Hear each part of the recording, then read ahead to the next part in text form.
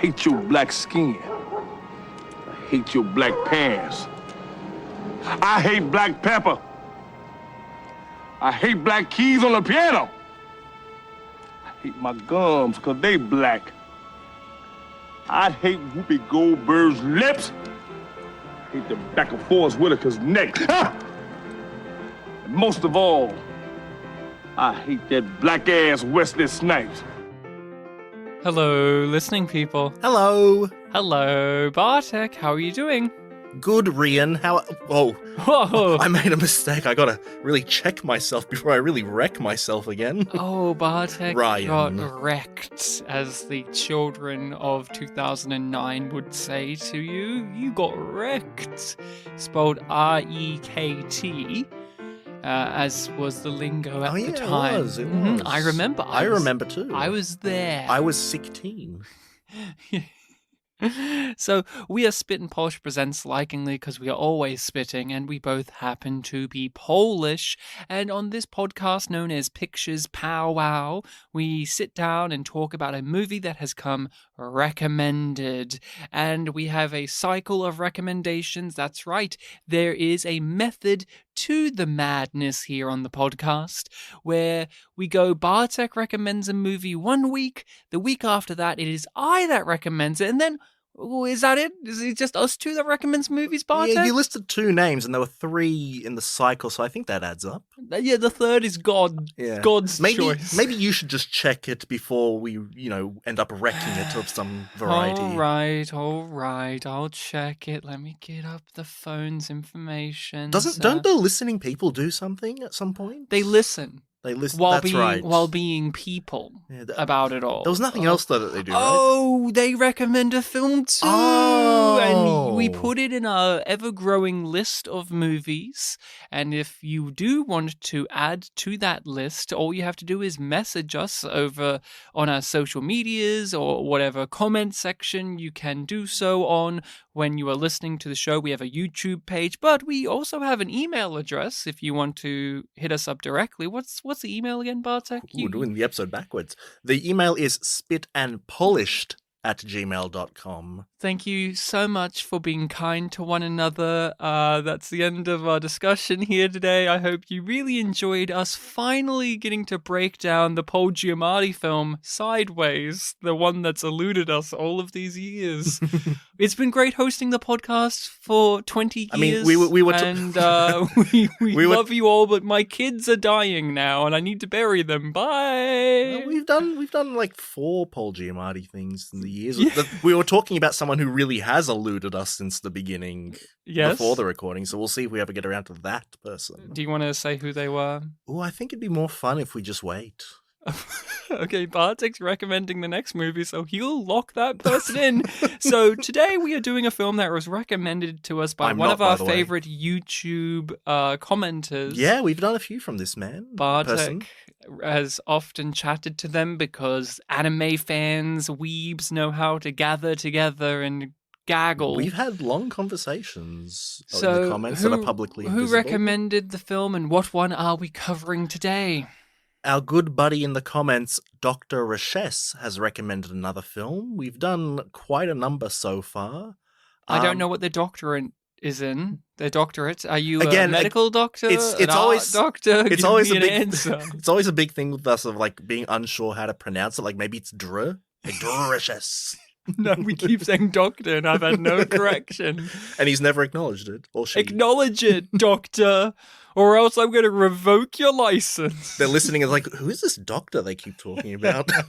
Weird, because I also recommended the movie that they're talking about today. So what is the film? The film is called Don't Be a Menace to South Central While Drinking Your Juice in the Hood. You lost the thread. You first wanted to say film and movie at the same time. Yeah, I did. And then you tried to recover, but then Menace to South really got you in that sentence. You were just You know what? losing it there. We were talking before about how this film's title is difficult, and I kept saying, like, oh, it's fine. But really, it's that beginning bit where I'm like, ooh, what's the little words? Like, don't be a menace to or in or something? Yeah, I got that too. So we are doing the Wayans Brothers comedy film from the mid-90s. 96. Don't be a menace to South Central while drinking your juice in the hood. Yeah, I got it. I always forget the your part, like just drinking juice in the hood, but it's your juice specifically. The juice. If you have not seen this film before, we recommend that you do. We will get into it in detail, but to give a quick overview and summary, this is a satirical film. It's a bit of a spoof on the gangster films of this time. Growing up in the hood films. The social commentary films about African Americans. Think Spike Lee movies are being riffed on here, as well as a few others. But it is the Wayans brothers doing the thing that they do best, which is be absurdist, over the top, gross, and boil all of the tropes and cliches and themes that often happen in a certain genre, boil them down to their essence and poke fun at how similar all of these things are. That's why the Scary Movie franchise has gone on for so long and has been so successful, because the first one or two Scary Movies did this pitch perfect. They got the horror movie genre at that time down to a fine art and was just critiquing it. And this is doing that for a very specific brand of movies that were prevalent during the 90s. Ones that you don't get often nowadays. So what I really appreciate about satires and spoofs of certain trends in movies, say, when you get to revisit them, it brings this interesting little window of time to me. So I did not watch a lot of the movies that they're satirizing in this film, but I am aware of them through just cultural osmosis or word of mouth, or just some of the people that are from them have gone on to do bigger and better things, or they've gone on to do things that have evolved from that. So very thrilling to see these guys come in at the height of it all and poke fun at it. So that's the general vibe here. So go check it for yourself, because we're going to get into details, but there's no real plot to spoil. It's gags mainly. This is a movie strung together by set pieces and gags and running bits. It's very much like a multiple laugh a minute sort of affair. So I have not seen this before, but I am aware of it. I know the title. I've seen the poster before. I grew up with some of the comedy stylings from this comedic titan of a family, whether it is from the Scary Movies or My Wife and Kids. Like the Wayans brothers have been around the block for a very long time doing what they're doing here. Did they make Major Pain, or were they just kind of... They were just involved, I'm pretty sure. So we've even done some material involving this family on the podcast before, and I have always, been enjoyed them. I've never loved anything of theirs directly, obsessively. I'm like, oh yeah, you're guaranteed for dumb fun, and or the opposite, which is it's going to be grueling and miserable because of how lazy their comedy gets over the years. And you can, if you're not a fan of theirs now, you look back at this film and you can see like, oh, this element is just going to get bigger as it goes along in their career, or this type of joke or this type of mentality is going to take over far more in future projects that they do. And so I also found this film to be an interesting window back in time to the creative team who made it, and to put it up against what they do now and their reputation now, because I don't think it's unfair to say that like Marlon Wayans and Sean and the rest of them are kind of lumped in with, say, Adam Sandler nowadays, or the Happy Gilmore crew nowadays, or Happy Madison, I should say, crew, where it's like, oh, they make movies quickly and schlockily, it's cash grabby, it's just a bunch of people on a holiday having fun or just doing dumb shit, and it's not really good, but who's it for? Well, it makes money, so it must be for somebody. And both the Wayans and Adam Sandler eventually weren't allowed to make theatrical movies anymore and got Netflix contracts. So that's an interesting little thing there. But that's my overview, or like that's my overall relationship to the film. I'm aware of it, but I haven't really sat down to watch it until now. What about you? I hadn't heard of it, so when Dr. Rashes made that comment and said the title, it was, an immediate laugh right there, like, what is this film? And finding out that, oh yeah, this is a real film and it has, real people in it, kind of put that down into reality. So I didn't know much about it. I looked up the synopsis and that it was a parody of, growing up in the hood movies. I haven't seen too much from the genre, but much like what you were saying, it's prevalent in pop culture, that whole concept. So, I guess from the podcast, we've done the latter two Friday films. Mm-hmm.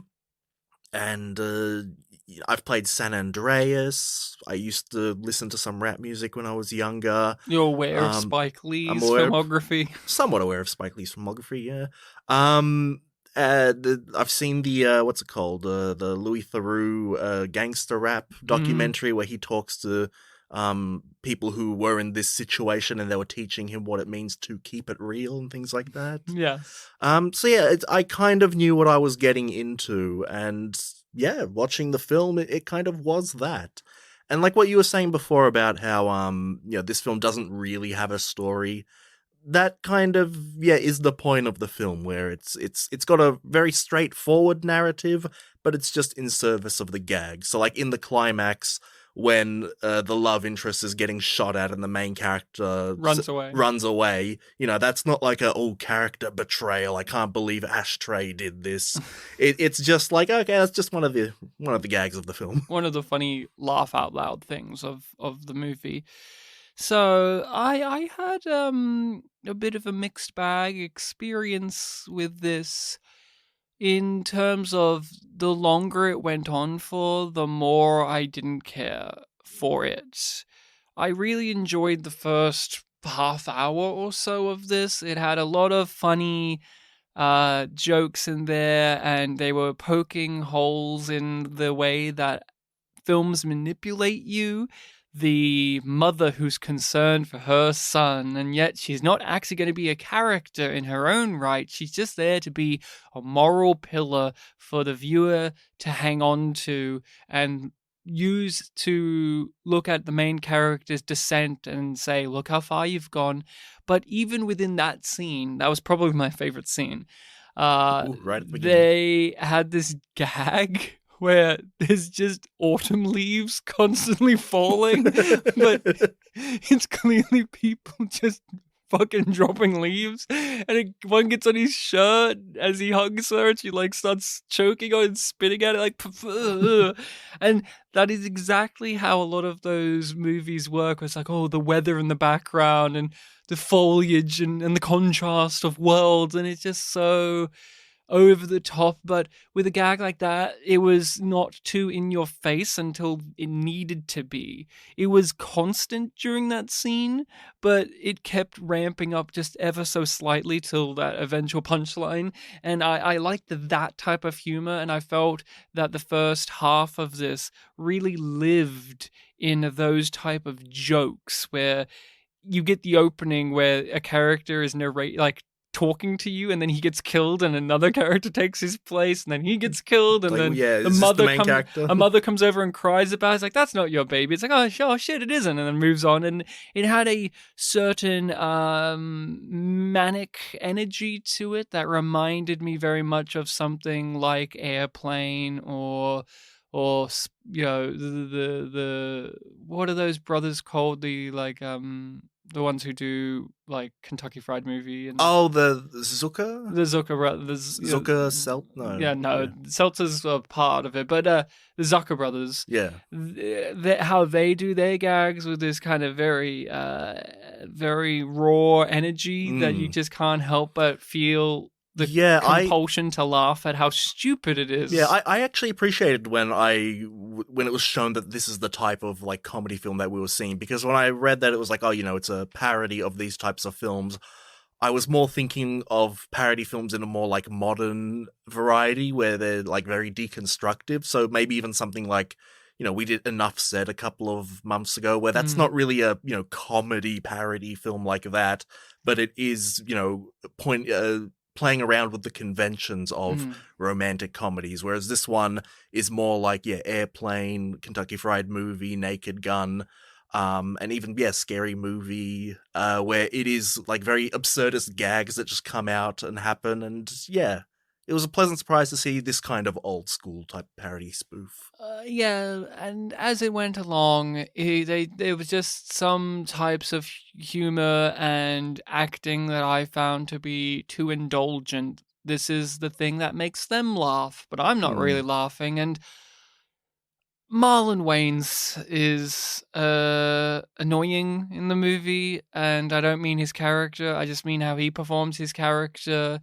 He is so cartoonish, and I don't feel like he's jiving well with how anyone else is playing this, and it does come across as just, well, it's my movie. I can do whatever the fuck I want. I can have the absurd hair, and I can always be jutting out my jaw like this, and I know that there's reasons you can make for it, and sometimes in these, these hood movies, there are those crazy characters, but I just found him to be too grating on the, I'm looking at the actor amuse themselves and do the things they like to do personally rather than aid the materials. Yeah, he was much more high energy and like trigger happy-ish kind of characterization. Yeah, so I found him grating, and the more we get into it, the more the humor kind of had that tinge to it, and they just went too easy laughs or cheap ones, like just I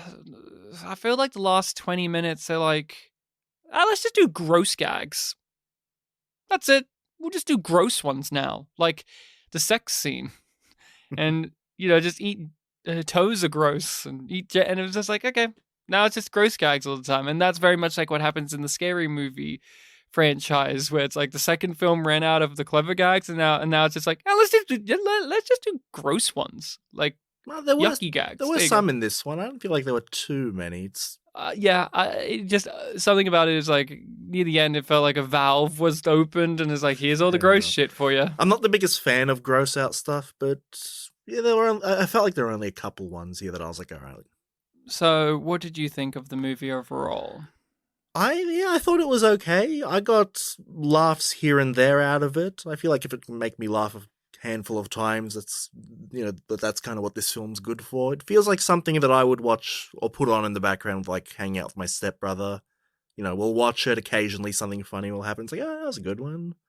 It's not amazing or anything like that, but I had a decent-ish time.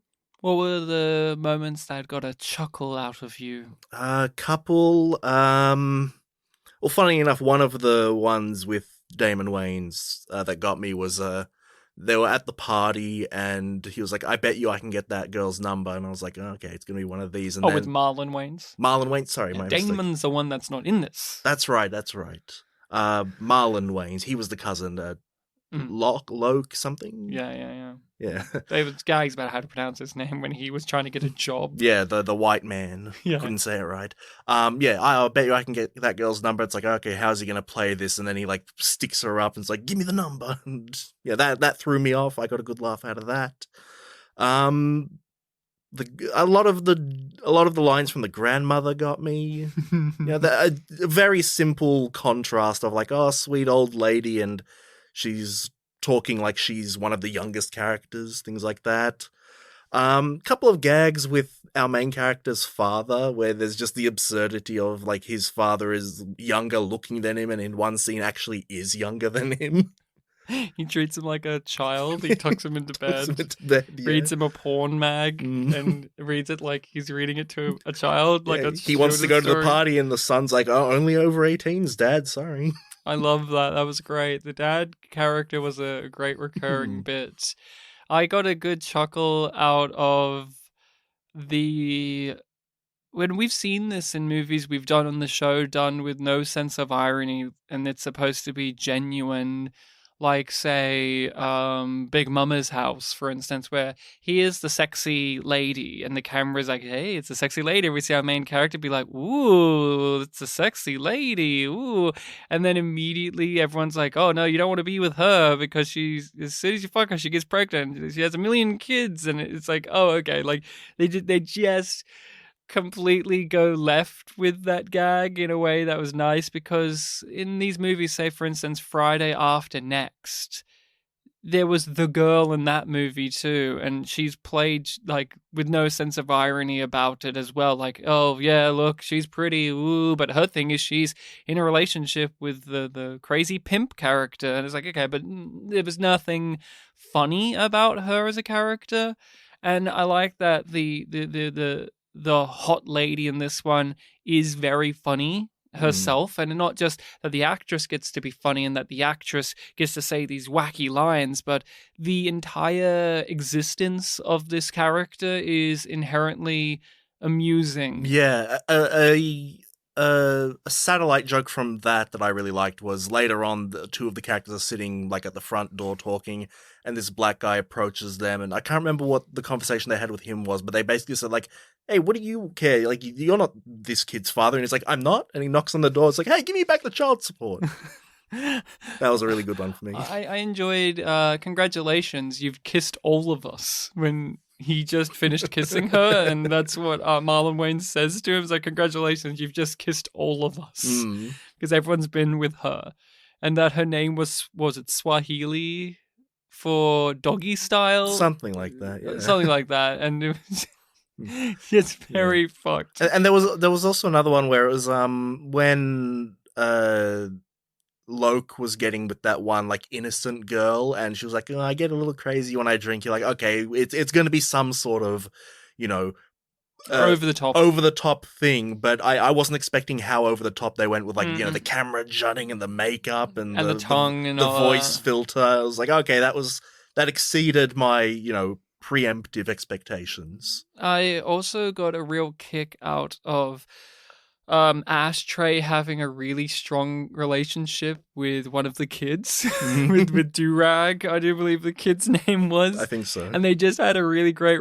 rapport, and he played really well off of that kid. It was just one of those things where, say what you will about the Wayans, the brain is like a gun. Yeah, the Wayans brothers, they've all proven during their careers that they can act opposite children really well, and that's been interesting, because a movie like this and many others of theirs are raunchy adult comedies and gross and just goes over a line, but each one of them at some point or another has had to have their like kids entertainment project. Like with Damon Wayans, obviously he had My Wife and Kids and he had Major Pain, but he still gets to be as adult with those children as he is with fellow adults. And I actually kind of missed Damon Wayans in this movie. He's my favorite of the brothers, and so I was like, where is he? I want him. Everyone else was here.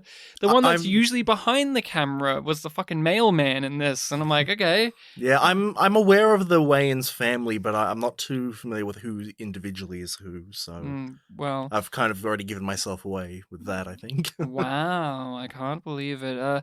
Another moment that got a laugh out of me was when Ashtray was taking his driver's test, and you had that very bizarre performance from the guy who was pretending to be his driving instructor, but he was actually leading him to so that he could go rob a place, and then he turned into like a thug. He's like, get that fucking drive. But the way he was performing I'm a driving instructor, like this guy was like the thug character's performing a dork, and when you think about it in retrospect, there's even more to enjoy about that scene than what you initially get when you go through it. Yeah, when he sits down and he's just like, hello there, I am Mr. Walker. Now we do this and left and right. And I'm like, is a part of this gag is he's playing it like a white guy, because that's a large part of the joke too, is every time we meet a white person in this movie, they are presented like this, and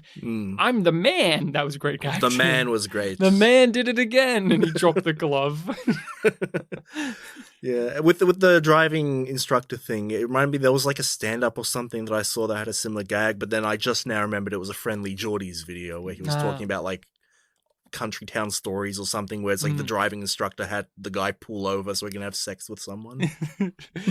I'm just trying to think, because this is really a movie where you talk about which gags you like. Yeah, there is no themes or story. It's a game of high score. How many laughs did you get? And obviously, how well it is doing when it comes to making a point about the genre of films it is spoofing. Now, I'm not as familiar as are you. We're both very unfamiliar. You probably would be more so because you do play a lot of like the Grand Theft Auto games and Saints Row games and stuff like that. Yeah, that video games give me an edge, I guess, there. Gives you an edge of it because that's what those are. San Andreas is this, taken the seriously. Crime simulators where you're, grow up as a kid in the hood. Like even GTA 5, one of the main characters starts off like that. I was, this is a detour. Now it's my Grand Theft Auto detour for Bartek. He usually does this for me. But I was watching an interview the other day with Ray Liotta because I miss him. He was a great actor and I'm sorely missed. But it was an interview. It was a video called every single time he talked about GTA. Yeah, because he was the main character of Vice City. He was just 2 times. One of them was, I do believe, on Conan O'Brien, where he was explaining to Conan that, yes, I can be in a video game, even though I know nothing about video games, because it's still an art form and there's a script and they paid me. And he said, and then in another interview, it was like years later, like I think like a year or 2 ago now, he was asked about it and he's like, people don't come up to me with that one as often, but when they do, it's really great because I had a wonderful time on that. He still admits, I know nothing about video games. I don't know how they work, but, from reading the script, I could tell I'm telling him to get in the fucking car and stuff. And he's like, my favorite part about that was it was just me getting paid to do hours and hours and hours of swearing. And I just love doing that. He says, as an actor, I just really love playing characters who can tell other characters to go fuck themselves. And GTA allowed me to do that all the time. And I'm like, good for him. Yeah, wow. Even in the Conan O'Brien interview, he was just like, I like doing it because I got to tell characters to go screw off. And I'm like, yeah, I guess so. But back to our actual film of discussion, Ray Liotta would have been a great addition to this, but he's always a great addition to everything. Even though we're not as well-versed in this genre of movies, how did you feel about how this was going about commenting over the themes and messaging and the ways that these stories are often told? I like that. I like that a lot of the film, especially like the first half, 3/4, was spent, introducing us to the various characters of the hood. Like, certainly when we were doing the last 2 Friday films, we kind of had that as well, where it's like, we met Money Mike, the pimp character. That was his name, right? Yeah. Yep, Cat Williams. Cat Williams should have been in this movie, yeah, too. we were meeting, like, ex-con characters. We were meeting, like, the family of the main character. And it was a lot of fun seeing, like, who are all these kind of, figures that they'll interact with. And we had a lot of that here, where, like, he had his whole crew of friends. Like, one of them was like an activist. One of them's like a cripple who used to be the best dancer. There's the OG that they look up to, who's like still living at home with his strict mum. And yeah, it was a lot of fun seeing that and commenting about how a lot of them did have a sort of history to them, like the character who danced a lot, character who's been around a lot, character who's trying to change his ways, kind of. And how, the system that they're in, that the environment that they're in, they can't, get away from that, or something's keeping them there. Like, one of the big plot points with our main character, for, what little story this film kind of is trying to have, seriously, is about how, hey, get together with this girl. So you can get out of be the a hood. man and get out of the hood. Like, that's always a big thing. Like, I mentioned before the Louis Theroux documentary, where, I think the person he was interviewing was Master P. So Romeo's dad. We saw Romeo in Like Mike. No, No, no, Magic no. Mike. No. The one that we, the movie with the plot twist. 9/11 happened during it. Max Keeble's Big Move. Max Keeble's. Which one am I thinking of that was in Little Bow Wow was Lil Bow Wow? like Mike. Like Mike. Yeah. I think, yeah, Master P was explaining to him what Keep It Real is, and it's like a mixture of like trying to make something of yourself while still remembering, where you came from. And I guess we didn't really see as many people who have made it in this film, but, the fact that everyone was still in this hood environment and commenting on it was the aspect of like where you came from, where you are.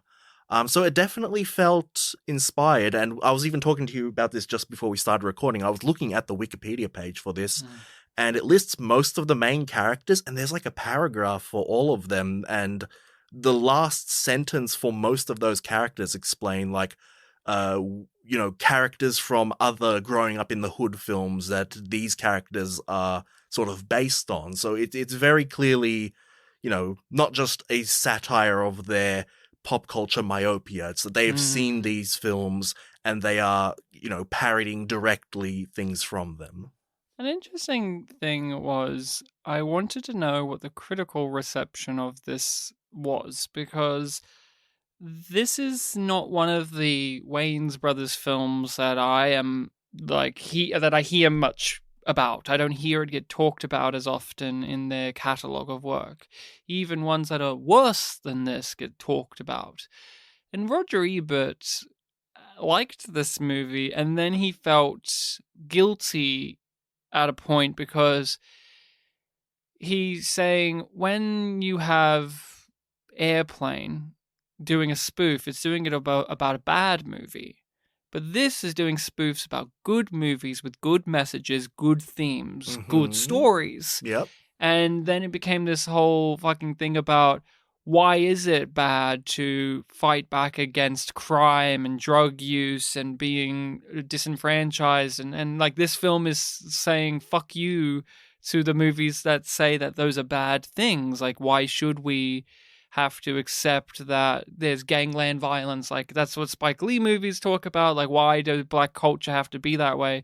And what I really get out of this movie, even before reading that, was it's not even about real life, for fuck's sake. It's more about these movies exist, and that when you watch this particular one that's making fun of them, it is about, to me, it's about the Wayans brothers watching them and having a bit of a disdain for how moralizing these real movies are, because they're preachy. They're very preachy. And there's been many comments made over the years about a lot of these movies of how much is it actually playing to African Americans and how much is it playing to the white people who also watch these movies. Again, not qualified enough to speak about that, but it is an interesting topic that has been discussed. And I look at this as a response of just annoyance of how these films just have a level of condescension, even if there's good intentions behind it. So it's not even saying like we disagree with what they're saying, but more we're poking fun at how they say them. So that's why you have character types like this, in which, just talking about GTA games, for instance, they take themselves seriously. They're not comedy games. Saints Row is a comedy series after a while. Like, the Saints Row games are kind of a spoof after a fashion of GTA after trying to be a GTA series. They gave up and just said, fuck it. We're just going to have a voodoo gang and just be real silly with it. Yeah. Well, GTA, although can be funny, they try to be like gritty stories that have a message. Yeah, they have gags there, like, oh, the fat guy's ordering like so much from the drive-through and things like that. But the inherent story itself you're following is supposed to be taken like with real messages. Yeah, the story of San Andreas especially, like the main character is, victimized by the drug police who are forcing him to do... The evil cop. Yeah, the evil cop, Samuel L. Jackson, his two cronies, doing bad things for them. They blackmail him by arresting his brother, who appears in this film, by the way. Yes, the actor. exactly. Is that Phase on Love? Phase on Love, yep. From Mr. Bones. From Mr. Bones, Fats. But the point being is, those are the GTA games. You're kind of eye-rolling at times with this stuff. It's like, okay, we get it. Comedic moments, but it's not comedy. And like with, say, gangster films, a gangster film is the rise and fall of this person, or like, this empire. And they're really a morality play a lot of the times. Let's just sit down and see a little morality play. And that's what these hood movies are too, as well, if you really want to go about that way. It's like these little morality stories. And this is taking it to a great extreme about what happens if you had characters who don't really give a fuck. And a world that doesn't really give a fuck. And no one really succeeds. And the white man keeps us down, literally keeps us down. Yeah, they're going through their list. They're going through their checklist. And that's what this is. It's going through the checklist that these stories use to manipulate the audience to feel things. And or how there's a checklist to many of these movies of tropes and cliches of how to communicate social commentary.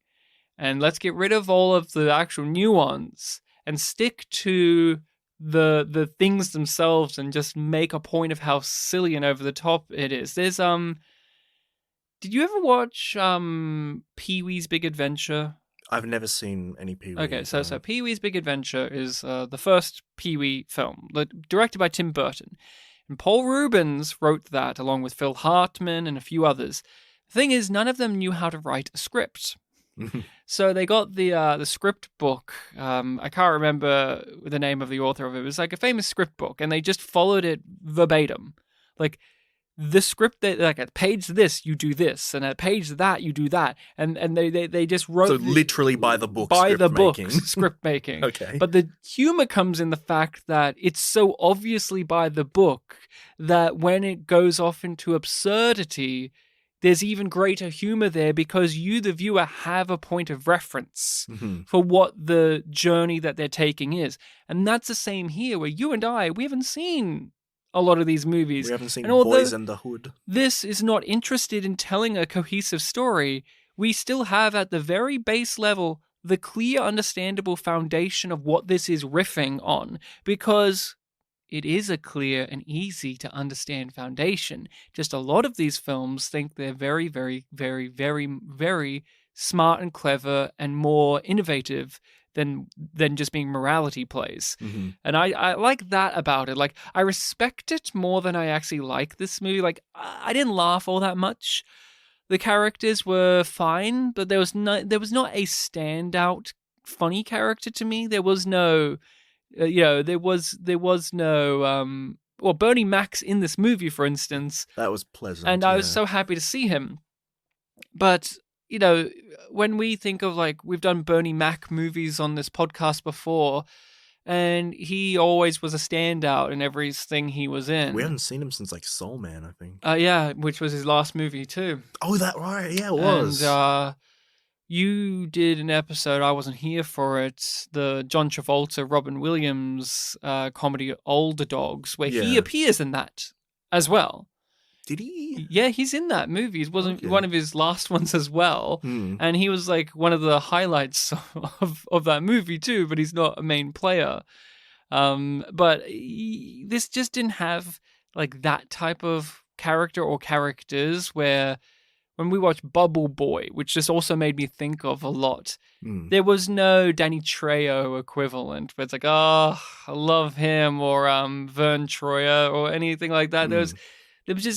They were all just there. Like, oh, that's the guy with his little legs in the wheelchair. That's a fun I guess thing. We've with movies like Bubble Boy and Thunderpants, where it's about like a long journey over a long, a big environment, and you meet different characters who are also traveling along it. This one is, a hood film. It is about the neighborhood. When you meet someone, they're always going to be within, let's say 300 meters of you because their house is right there. They're going over there. So that's kind of the environment that they're going for, which, makes it for a good comparison with the Friday films, where I remember when we did Next Friday, which neither of us really liked it, but you talked about how you grew up with the third film, Friday After Next, and you got a interesting experience of seeing the origins of these characters. It's like, oh yeah, this is the hood. These are the characters there that I know from the sequel, and now I'm seeing them still living here. It's like, very much the hood, the neighborhood type of film where,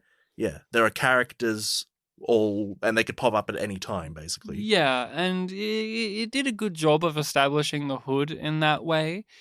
Like when they went to, what was it, 49s or whatever, like their version of 7-Eleven. That was a cute little sequence. But I like this overall. There's something about it that's lacking for me. Just it wasn't. It's always rough to say this with a comedy, but comedy is a thing where it lives and dies on how much it makes you laugh. So it always feels very damning to say it just wasn't funny enough. Like I understand why it would be for others. I'm not discrediting the person who recommend this or anyone who likes this movie. Just for my taste, it did make me laugh, but not as much as I would have liked. There's the framework or the skeleton of this. I appreciate it more than I actually find it genuinely humorous. And even when I was talking before that, I lost patience with it. It never crossed that line where I got angry with it or annoyed or felt that it was lazy. Because the Adam Sandler crew or the Wayans Brothers crew later on in time, that's what you would slap them with. Lazy. Lazy, lazy, lazy. But I didn't feel like they were being lazy here. I think they overextended what this should have been. This would have been a great 45-minute long episode of a thing rather than a feature-length movie. It overstayed its welcome. It didn't have that anarchic quality as, say, like Black Dynamite is a movie that's great for, like, it is just non-stop, moment after moment of brilliant humor and just memorable characters, and just it's totally nailing the thing that it is. Yeah, when I went onto IMDb, because we like to look at the trivia section, I scrolled down to the bottom of the main page, and you get like one preview review. The preview review that I saw when I was on the page was titled something like "More Hits Than Misses." And while I don't necessarily agree with, that phrase there, the idea of hits and misses, it's this kind of film where the film has a lot of gags that are being thrown at you, a lot of jokes, like I even said earlier, multiple jokes a minute kind of thing. Some of them will make you laugh, some of them won't. Let's just hope that you get a satisfying number of hits. And like you'll watch it with someone and maybe you'll both laugh at different things because, your sense of humors are different. You might not laugh at a joke one time, watch the film again, then it will make you laugh. Just, yeah, in terms of recommending the film, I would recommend it with the, walk in with the hope of like, I hope I laugh a good amount of times to be satisfied with it. Because, I never got fed up with it. I don't necessarily think it's amazing, but, decent enough experience. I would also recommend this to people. It's going to be one of personal preference, but although this didn't meet up to my preferences and tastes in comedy, I understood what it was doing and I had moments of joy with it. And if you are someone who isn't too cynical about where this came from, because in all fairness, these guys have a reputation nowadays. And so the idea of doing a comedy from them could be repellent to people. But if you are open-minded, it definitely is worth checking out. But it is just mild entertainment to me. That's perfectly fine. And we've really discussed this many times over the years. It was one of the main reasons we did Unappreciated Masterpieces as well, which is this level of entertainment. This is a great for a Saturday afternoon after you've had lunch and you're just sitting with the family and you're just having a breezy time on a summer afternoon or something. This comes on TV and you say, yeah, let's watch this. This is such a pivotal style of movie that I feel it has been almost ingrained to not exist anymore. That not only in the Hollywood system, I feel like we don't get a lot of these movies or this feeling behind the movie that I'm describing, but I also think that people who talk about movies nowadays too much are on the emphasis of it needs to matter for me to watch it, Yeah. or else it's unimportant. I know some of our friends are very much like that. Like, if you're going to make me watch a thing, or if I'm going to watch a thing, it better mean a lot. And when, the reality is, when I grew up, we would just watch what was on. Yeah. I would There's just a lot of just mid-tier films that are good enough. or kind of or TV shows. Like, I mentioned it before, but My Wife and Kids, starring Damon Wayans. It's probably something I would never watch today, now that I'm an adult and we live in an age where everything you choose to watch is you choose to watch it, rather than it is of a varying range of things, and you just go with that because it's on. Yeah, I remember when we got that, all those innovations, big freedom, you can watch anything online. It's like, well, now I'm kind of spoiled for choice and don't really know what to do. The band Devo had a song called Freedom of Choice, and it describes this very condition. Yeah. Great song, great band, but I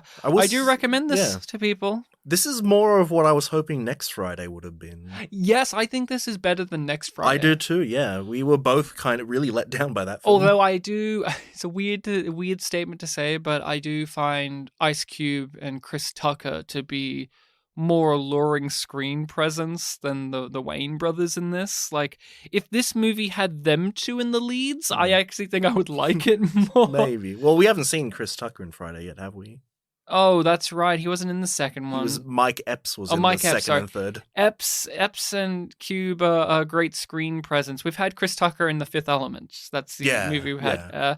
But that is Don't Be a Menace to South Central while drinking your juice in the hood. Why were you looking at your phone when you said that? I wasn't looking. I was just glancing. A film that its tagline at the time joked about how it was the only movie that year with 14 words in the title. So that's a great joke in itself. Like, even the title is saying we're not taking it that seriously. Because even with spoofs and satires, there are ones that take it very seriously. There's Steve Coogan, for instance.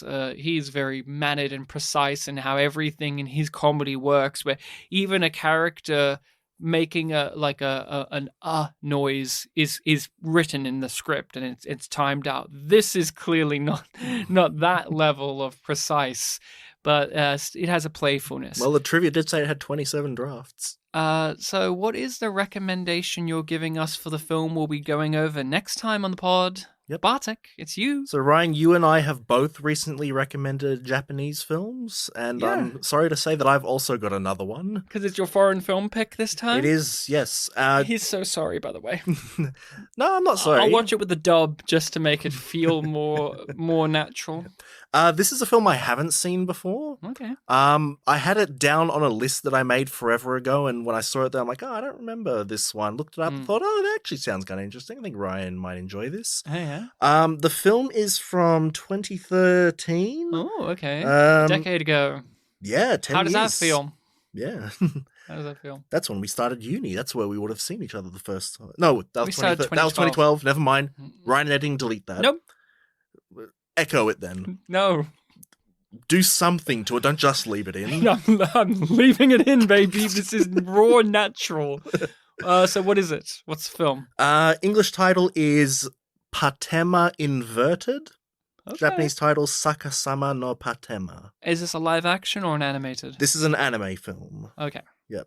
I've never heard of this. Yeah, I haven't. I saw it on my list. I'm like, I don't remember this one. Repeat the title again, just for people at home. Patema Inverted. Patema, Patema Inverted. Okay, well, yes, fantasy, science fiction. It looks like. We will be back with that next time. We're going to have a week off, and then we'll be back. Got some stuff happening in life, but we will be back, and then we're taking just 1 week off, right? Quickly, yeah, I do believe, and then before you know it, spooky month will be upon us Yeah, all. yeah. Woo! Thank you all so much for tuning in and listening to us. I hope our doctor friend has enjoyed our thesis on the film recommended. their choice is always really interesting, where we don't necessarily love them, but there's always something about them. Like, I always think of Michael. I was going to say, I think one. Michael's been the best one recommended because, although I wasn't in love with that movie as much, I think about it a lot. It had a lot of heart. While Harley Davidson and Marlboro Man, I do believe they recommended was that one? Was that one of too. theirs? I think so. If I'm mistaking you, Dr. Rashesh, I'm so sorry. If that was you, Dr. Rashesh, I might have to take back my words. Wasn't that one of your... No, that was them, yes. I know one of your friends... The guy that I worked with had heard of it, knew of it. and that surprised me. Okay, so you can find us on social media under Spit and Polish Presents. We like to post things on there fairly regularly. You can email us if you want to hit us up directly or let us know movies that you want us to cover over at spitandpolished@gmail.com. All of this is in the description of the episode. Feel free to rate and review us on whatever podcasting site you use, and until next time, remember to be kind to each other in the hood. Yeah.